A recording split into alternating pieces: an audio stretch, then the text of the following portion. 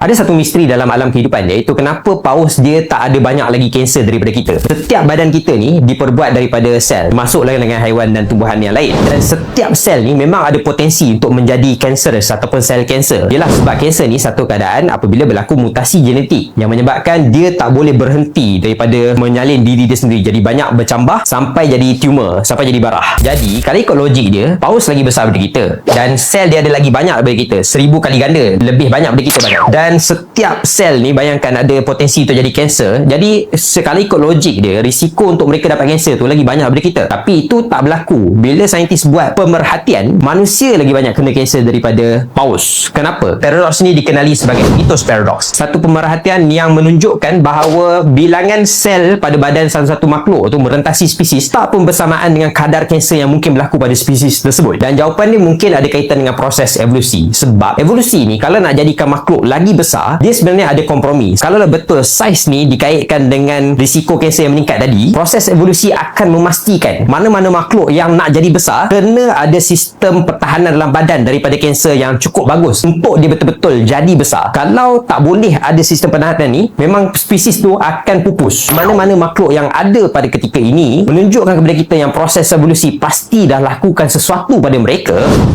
Tunggu sekejap.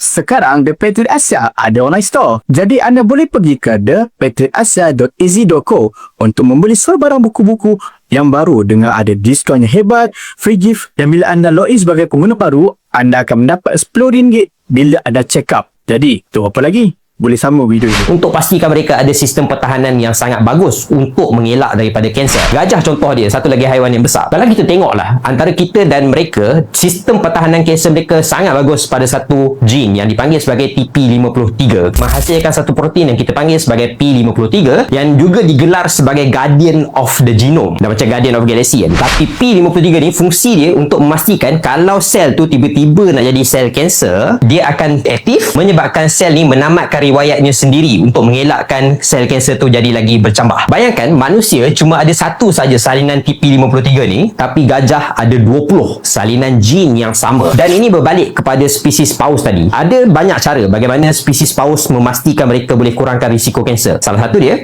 ialah mereka meningkatkan keupayaan gene yang lain pula. Gene untuk membaiki DNA. Bila kita jadi kanser ni menyebabkan salinan mutasi yang berlaku tu menyalah salin maklumat DNA. Tapi paus dia ada satu proses di mana mereka boleh repair kesalahan DNA tersebut. Kita pun ada, tapi paus boleh lakukannya dengan lebih efektif. Bila jadi saja salah salin maklumat DNA ni, paus boleh memastikan bahawa dia membetulkan kembali sekaligus mengelakkan sel tu jadi kanser. Mitos paradoks mengajar kita yang proses evolusi dia tak kisah langsung pasal individu, tapi dia memastikan kelangsungan spesies. Spesies yang wujud hari ini ialah kejayaan daripada mereka mengoptimumkan survival mereka dengan cara, dalam kes ni, mengoptimumkan keupayaan mereka melawan kanser. Menukah logik kita? Jumpa lagi pada video yang mendatang.